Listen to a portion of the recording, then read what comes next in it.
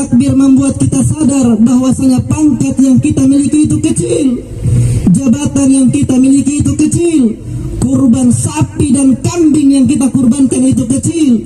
Yang besar hanya Allah Subhanahu wa ta'ala.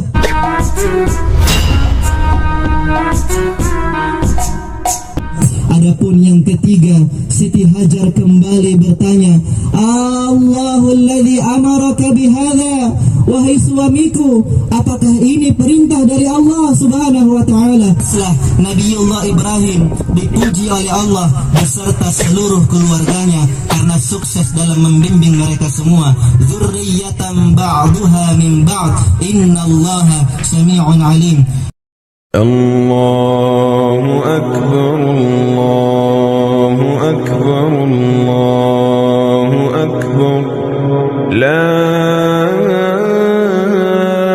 ilaha illallah. Allahu akbar, Allahu akbar, walillahil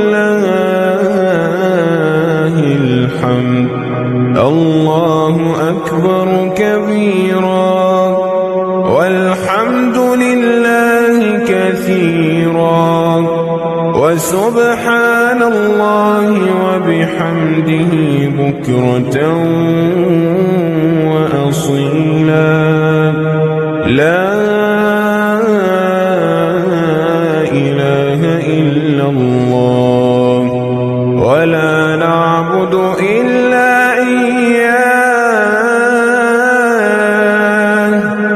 مخلصين له الدين ولو كره الكافرون.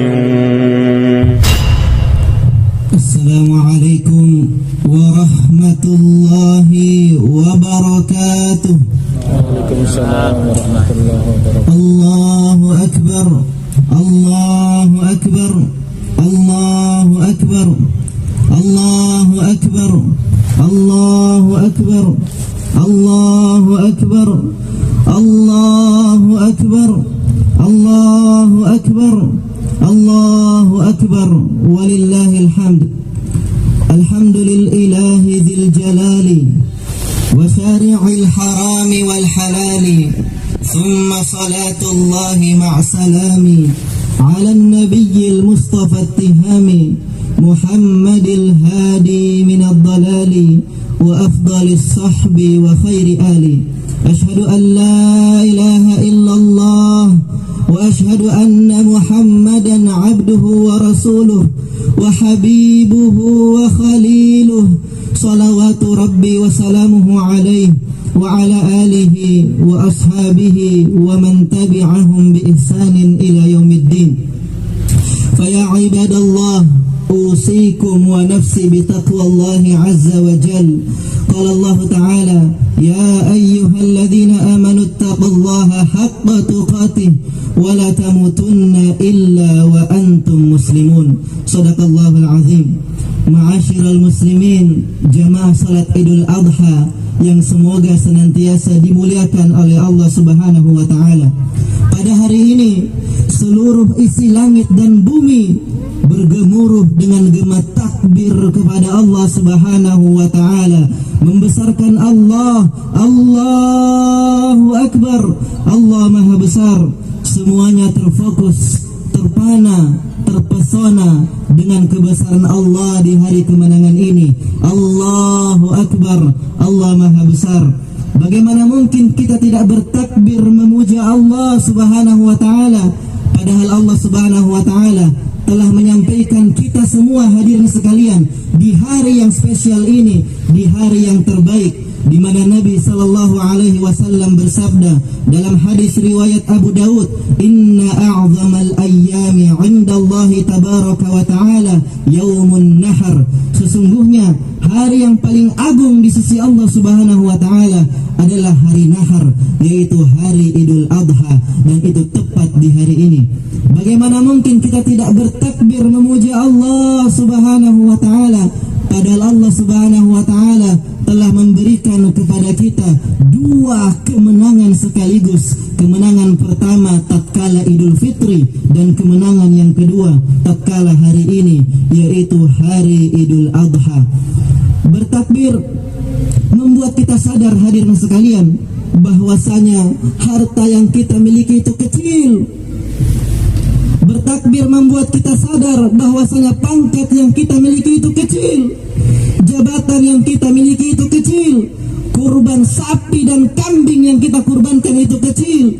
Yang besar hanya Allah Subhanahu wa ta'ala. Allahu Akbar, Allah Maha Besar. Inna salati wa nusuki wa mahyaya wa mamati lillahi rabbil alamin. Sesungguhnya salatku, kurbanku, hidupku dan matiku hanya untuk Allah, Tuhan seluruh alam. Quran surah Al-An'am ayat 192. Ini menjadi jawaban atas pertanyaan kita selama ini, hadirin sekalian. Mengapa lafaz azan yang pertama itu Allahu Akbar, bukan zikir yang lain? Untuk menyadarkan para pedagang, hai para pedagang, Allah lebih besar daripada daganganmu. Menyadarkan para petani, para pelayan, orang-orang yang berada di kantornya, yang berada di jalanan, ketika azan berkumandang, mereka disadarkan, hai kalian, Allah lebih besar daripada jabatanmu, Allah lebih besar daripada tani dan sawahmu, Allah lebih besar daripada tangkapanmu. Allahu Akbar, Allahu Akbar, Allahu Akbar, walillahil hamd. Tahukah kita, hadirin sekalian, bahwasanya ibadah kurban yang diamalkan oleh Sayyidina Muhammad sallallahu alaihi wasallam sampai dengan akhir zaman, semua pahalanya mengalir kepada Sayyidina Ibrahim beserta keluarganya. Ya, ini atas pengorbanan yang mereka lakukan, pengorbanan yang dilakukan oleh Sayyidina Ibrahim dan juga keluarganya. Marilah sama-sama kita dengarkan ayat berikut ini. Allah Subhanahu wa ta'ala berfirman dalam surah Ali Imran ayat 33, Innallaha astafa Adam wa Nuhan wa ala Ibrahim wa ala Imran 'alal alamin. Sesungguhnya Allah telah memilih Adam, Nuh, keluarga Ibrahim dan keluarga Imran daripada seluruh alam. Yang menjadi pertanyaan kita, hadirin sekalian, mengapa tatkala Allah memuji Adam dan Nuh, Allah hanya puji dengan nama mereka saja, tetapi ketika Allah memuji Ibrahim, Allah bawa keluarganya dalam pujian, wa ala Imrana wa ala Ibrahim 'alal alamin. Faktanya, hadirin sekalian, Adam alaihissalam meskipun nabi yang pertama, tetapi tercatat satu kali gagal dalam membimbing istrinya tatkala membiarkan istrinya memakan buah terlarang sehingga mereka berdua terlempar dari surga. Faktanya, satu kali Adam alaihissalam gagal dalam mendidik anaknya Qabil sehingga berani membunuh saudaranya sendiri, yaitu Habil.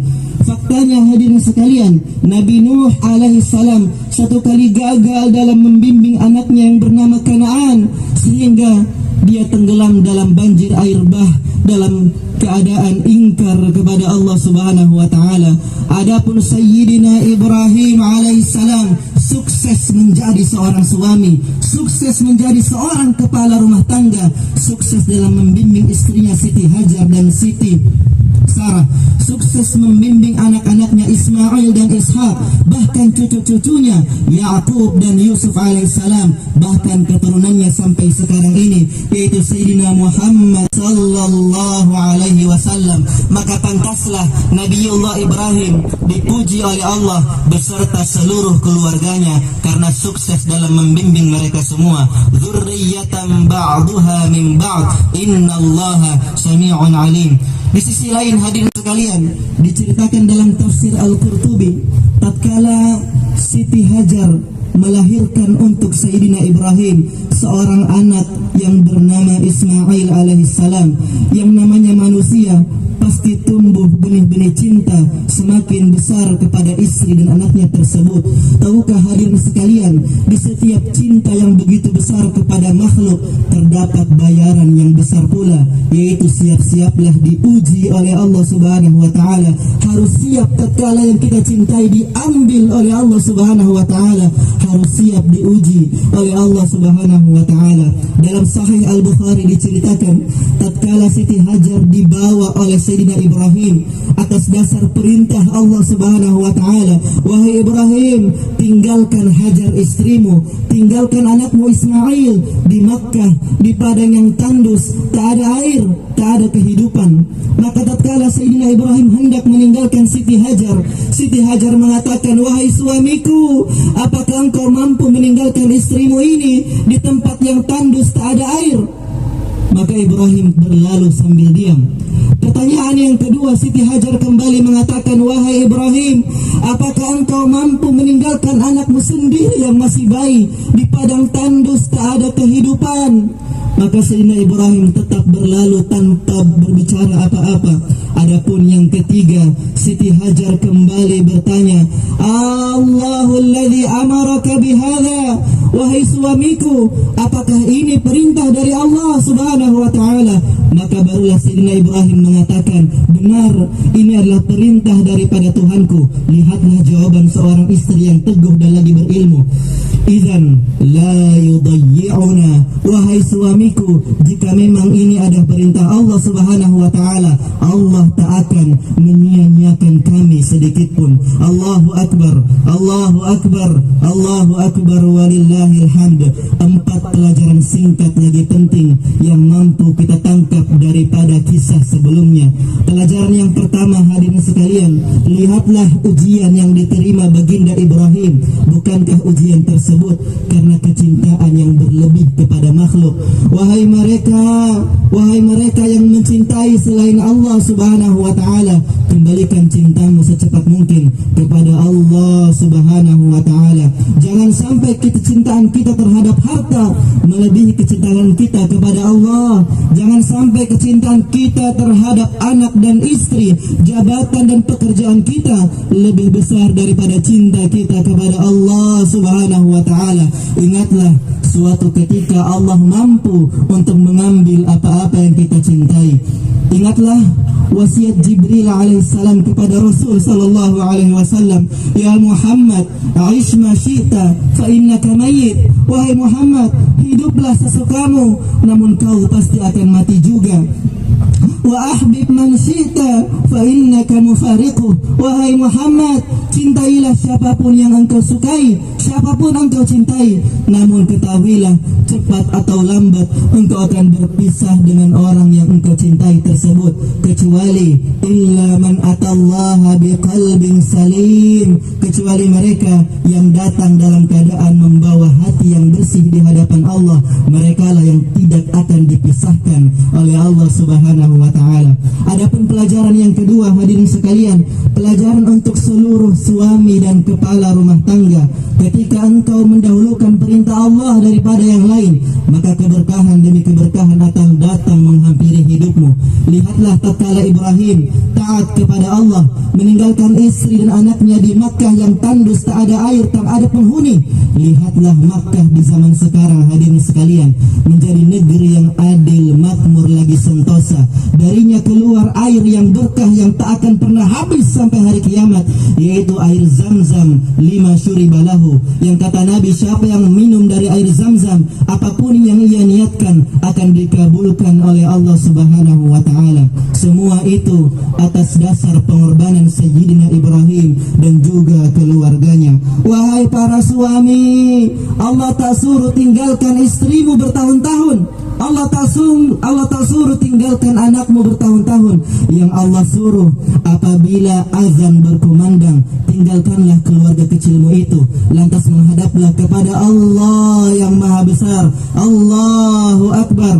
Wahai para suami, Allah tak suruh tinggalkan pekerjaanmu, pangkatmu ataupun jabatanmu, tidak sama sekali. Yang Allah suruh, apabila tatkala tatkala azan berkumandang engkau tinggalkan pekerjaan kecilmu itu seraya datang kepada Allah yang maha besar. Idza khasha'a jabbarul ardi rahima jabbarus sama. Tatkala penguasa-penguasa di bumi itu khusyuk meminta kepada Allah, maka tumbuhlah keberkahan dari langit akan datang berlimpah-limpah. Adapun pelajaran yang ketiga, hadirin sekalian, pelajaran buat para wanita, khususnya para istri-istri yang solehah. Lihatlah jawaban memukau daripada Siti Hajar tatkala akan ditinggalkan. Idzan la yudayyi'una, wahai Ibrahim, wahai suamiku, kalau memang ini adalah perintah Allah, Allah tak akan sekali-kali pun menyia-nyiakan kami. Jawaban ini tak lain dan tak bukan keluar daripada seorang istri yang digembleng dengan baik oleh suaminya, yang taat kepada Allah Subhanahu wa taala, yang apabila berbenturan antara perintah Allah dan egoisme, yang ia dahulukan adalah perintah Allah Subhanahu wa taala. Demikianlah kondisi para istri di zaman sahabat. Tatkala suaminya hendak keluar rumah untuk mencari nafkah, maka istrinya akan mengatakan, wahai suamiku, kami mampu bersabar tidak makan di dunia, kelaparan di dunia, namun janganlah engkau bawa harta yang haram, karena kami tak mampu bersabar atas siksaan Allah di hari kemudian. Wahai para istri, wahai para ibu rumah tangga, jadikanlah Allah di atas segala-galanya. Dukunglah suamimu dalam rangka taat kepada Allah Subhanahu wa taala. Adapun pelajaran yang keempat adalah pelajaran buat saudara dan saudariku, para pemuda-pemuda Islam. Ambillah contoh daripada Sayyidina Ismail. Dalam sejarah dicatatkan, wahai saudara-saudariku, Ibrahim hanya menemui anaknya itu 2 kali. Satu kali tatkala meninggalkannya ketika masih bayi bersama Siti Hajar, dan yang kedua kali ketika beliau remaja. Namun Ibrahim alaihissalam datang dengan perintah untuk menyembelih daripada anaknya tersebut.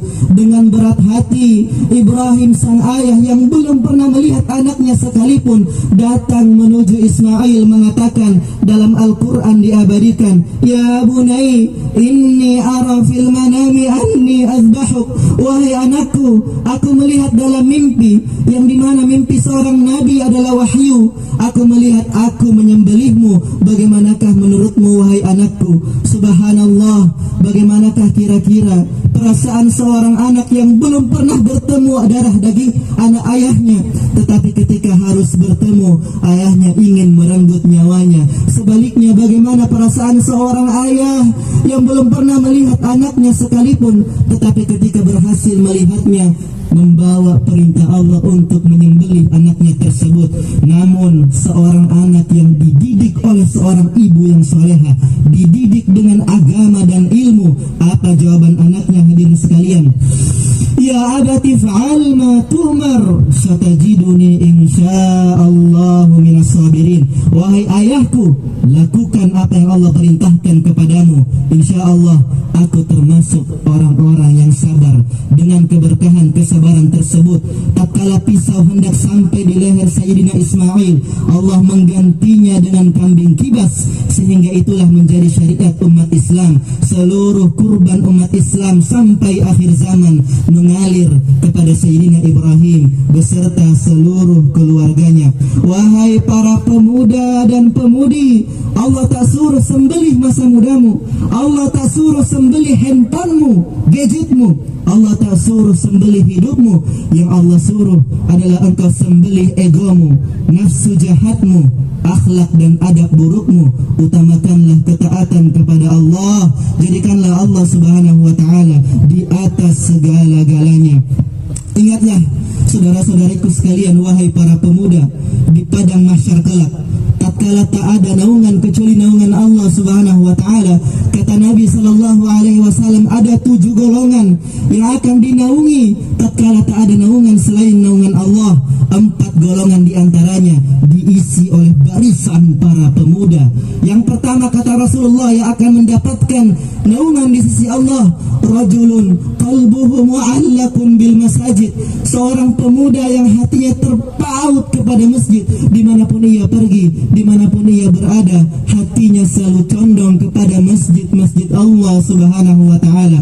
Golongan yang kedua yang mendapatkan naungan Allah, seorang pemuda zakarallaha khalian fafadat ainah, ia menyendiri mengingat dosa-dosanya, lantas jatuh air matanya karena penyesalan. Berapa banyak pemuda yang menyesal karena dosa-dosanya. Adapun golongan yang ketiga, para pemuda yang akan mendapatkan naungan di sisi Allah, yang tatkala diajak oleh wanita cantik pada saat yang sunyi, tatkala diajak berzina oleh wanita cantik, ia mengatakan, inni akhafullah, Allah, aku takut dengan Allah Subhanahu wa ta'ala. Adapun pemuda yang keempat adalah mereka rajulun nasya'a fi ibadatillah, menghabiskan seluruh masa mudanya dalam ketaatan kepada Allah Subhanahu wa ta'ala. Hadis riwayat Al-Bukhari. Demi Allah, hadirin sekalian, kita semua merindukan pemuda-pemudi yang meramaikan masjid dan majlis ilmu, yang lembut hatinya, yang gampang menangis, yang tatkala diajak untuk berpacaran, diajak untuk berzina, ia mengatakan, inni akhafullah, Allah, takut kepada Allah Subhanahu wa ta'ala. Yang apabila ia jatuh, ia kembali bangkit, apabila ia tersungkur, ia kembali berdiri, berusaha sekuat tenaga, hijrah, taat kepada Allah Subhanahu wa ta'ala. Mereka ini pemuda-pemuda yang dirindukan oleh Rasulullah sallallahu alaihi wasallam, pemuda-pemuda yang dirindukan oleh Rasul sallallahu alaihi wasallam, dan pemuda-pemuda yang akan mendapatkan naungan di sisi Allah Subhanahu wa ta'ala. Allahu akbar, Allahu akbar, Allahu akbar, walillahil hamd. Adapun yang terakhir di penghujung khutbah yang pertama ini, sesungguhnya sunnah yang paling besar di hari ini sampai 3 hari kemudian adalah berkurban karena Allah Subhanahu wa ta'ala. Nabi sallallahu alaihi wasallam dengan tawadhu'nya pernah membawa seekor kambing, lantas mengatakan, bismillah, taqabbal min Muhammad wa ali Muhammad wa ummati Muhammad. Ya Allah, terima kurban kecil ini dari Muhammad, dari keluarga Muhammad, dan untuk umat Muhammad. Seluruh kita hadirin sekalian mendapatkan pahala dari kurbannya Nabi sallallahu alaihi wasallam 1400 tahun yang lalu. Kita belum lahir, tapi Nabi sallallahu alaihi wasallam memberikan pahala kepada kita. Hadis riwayat Muslim nomor 1967. Dari hadis ini hadirin sekalian, para ulama mazhab Syafi'i mengatakan boleh orang-orang yang berkurban baik kambing maupun sapi, meskipun kambing hanya untuk 1 orang, meskipun sapi hanya untuk 7 orang, namun boleh ia meniatkan untuk seluruh keluarganya, baik yang masih hidup maupun yang telah meninggal, agar pahalanya itu sampai kepada mereka. Wahai mereka-mereka yang diberi keluasan untuk berkurban, ingatlah ibumu yang mungkin telah berada di alam kubur, ingatlah bapakmu yang mungkin telah berada di alam kubur, ingatlah istrimu, suamimu, saudarimu yang mungkin telah berada di alam kubur. Niatkanlah agar pahala dari kurbanmu itu sampai juga kepada mereka. Innallaha la yadhi'u ajral muhsinin. Sesungguhnya Allah Subhanahu wa ta'ala tak akan menyia-nyiakan ganjaran orang-orang yang berbuat kebajikan. Quran surah At-Taubah ayat 160. Kita memohon kepada Allah Subhanahu wa ta'ala agar menggolongkan kita termasuk golongan keluarga-keluarga yang diberkahi oleh Allah Subhanahu wa ta'ala di dunia wal akhirah, yang akan dikatakan kepada mereka, udkhulul jannah antum wa azwajukum tuhbarun. Wahai fulan, masuklah ke dalam surga, kau, istri-istrimu, seluruh anak-anakmu, dan seluruh keluargamu.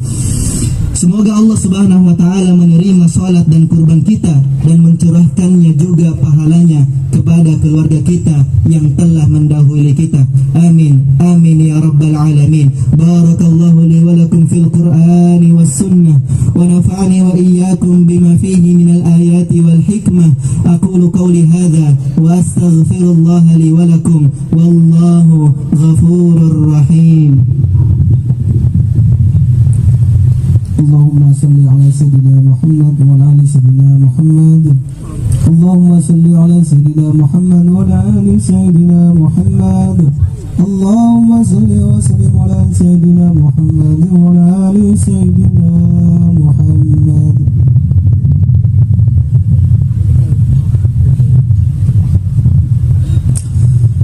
الله أكبر الله أكبر الله أكبر الله أكبر الله أكبر ولله الحمد. الحمد لله مغني المحتاج والصلاة والسلام على النجم الوهاج. هديه صلى الله عليه وسلم إعانة الطالبين وسنته كنز الراغبين. فيا عباد الله أوصيكم ونفسي بتقوى الله عز وجل فقد فاز المتقون. Hadirin jemaah sidang Idul Adha yang semoga senantiasa disehatkan oleh Allah Subhanahu wa Ta'ala. Izinkan kami untuk menyampaikan kabar gembira daripada Rasulullah sallallahu alaihi wasallam, yang dimana sabda ini senantiasa beliau sabdakan apabila salat Idul Fitri maupun salat Idul Adha. Dalam hadis musalsal yang kami riwayatkan daripada guru kami, gurunya dari gurunya, sampai kepada Rasulullah sallallahu alaihi wasallam, ya ayyuhan nas, wahai sekalian manusia, qad asabatum khaira, kalian telah mendapatkan keberkahan dan kebaikan pada hari Id.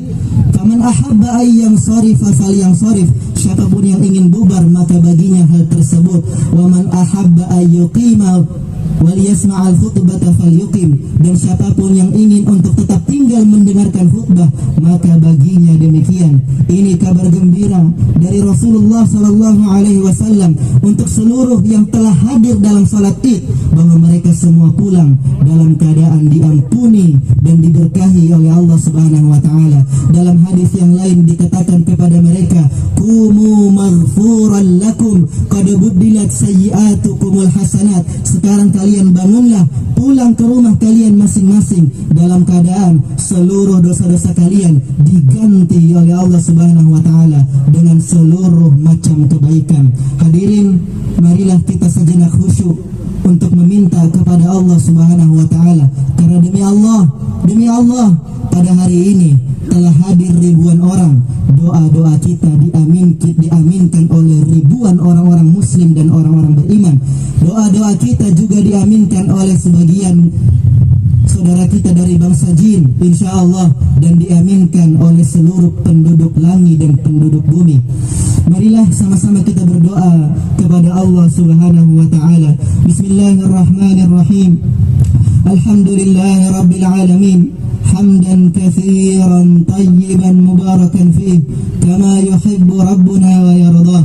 Allahumma salli wa sallim ala sayyidina wa habibina wa syafi'ina wa qurrati a'yunina Muhammad wa ala alihi wa ashabihi wa man tabi'ahum bi ihsanin ila yaumiddin. Allahumma ighfir lana dhunubana wa dhunuba walidina warhamhum kama rabbawna sighara. Ya Allah, ampuni dosa-dosa kami, dosa-dosa orang tua kami, baik yang masih hidup maupun yang telah meninggal, dosa-dosa kaum muslimin dan muslimat, baik yang masih hidup maupun yang telah meninggal. Ya Allah, ya Rabbal Alamin, di antara kami ada yang orang tuanya telah meninggal, ampunilah dosa-dosa mereka, lapangkan kuburnya, lembutkan liang lahatnya, dan terima amal solehnya. Ya Allah, di antara kami ada yang orang tuanya telah meninggal, ampuni dosa-dosanya, lembutkan liang lahatnya, dan terima amal solehnya. Ya Allah, di antara kami ada anak-anak yatim, ada para janda, kami tak mampu memenuhi kebutuhan mereka satu persatu. Cukupkanlah kebutuhan mereka, ya Allah. Engkau Allah yang maha mencukupi. Ya Allah, di antara kami ada fakir miskin, ada orang lapar, ada orang lemah. Cukupkanlah kebutuhan masing-masing dari mereka, ya Allah. Engkau Allah yang maha mencukupi. Ya Allah, di antara kami ada pemuda-pemudi yang belum menikah, berilah mereka jodoh-jodoh yang terbaik. Ya Allah, di antara kami ada pemuda dan pemudi yang terombang-ambing dengan akhir zaman, mereka belum menikah, berilah mereka jodoh yang terbaik. Ya Allah, di antara kami ada yang belum punya keturunan, berilah mereka keturunan yang saleh dan salehah. Ya Allah, di antara kami ada yang punya hutang, lunaskan hutangnya ya Allah. Di antara kami ada yang punya masalah, selesaikan masalahnya. Ya Allah, di antara kami ada yang punya hajat, tunaikan hajatnya. Engkau lazat yang maha mencukupi lagi memberi rizki. Ya Allah, kami semua rindu dengan Baitullah, kami semua rindu dengan wajah Rasulullah sallallahu alaihi wasallam. Ya Allah, sampaikan kami ke Baitullah, sampaikan kami untuk mengucapkan labbaik Allahumma labbaik, labbaik la syarika laka labbaik, innal hamda wan ni'mata laka wal mulk la syarika lak. Ya Allah, sampaikanlah kami ke depan kubur Rasulullah sallallahu alaihi wasallam mengucapkan assalamu alayka ya Rasulullah, salawat serta salam kepadamu ya Rasulullah sallallahu alaihi wasallam. Ya Allah yang Maha Kuat, berilah taufik, kemudahan, keberkahan kepada para pemimpin kami, pemimpin di daerah kami, pemimpin di kota kami, pemimpin di provinsi kami. Berikanlah mereka kekuatan untuk senantiasa taat kepadamu, untuk senantiasa mempertahankan negara kesatuan Republik Indonesia. Ya Allah, sesungguhnya saudara-saudara kami di Palestina belum mendapatkan kejayaannya, belum merdeka. Ya Allah, berikanlah mereka kemerdekaan sebagaimana kemerdekaan yang Engkau berikan kepada masyarakat Indonesia. Allahumma ja'al Indonesia baladan aminan mutma'inna wa sa'ira biladil muslimin. Ya Allah, jadikan negeri kita, negeri kami Indonesia, negeri yang aman, sentosa lagi berkah. Ya Allah, sesungguhnya kami berkumpul bersama di hari ini, maka kumpulkanlah kami kelak bersama denganmu, bersama dengan Nabi-Mu sallallahu alaihi wasallam di Jannatul Firdaus, di surga Firdaus. Rabbana atina fid dunya hasanah wa fil akhirati hasanah wa qina adzabannar. Ya Allah, jangan jadikan syiar kami di alun-alun ini menjadi syiar yang terakhir. Ya Allah, jadikanlah alun-alun ini membawa keberkahan dan syiar kepada seluruh umat manusia.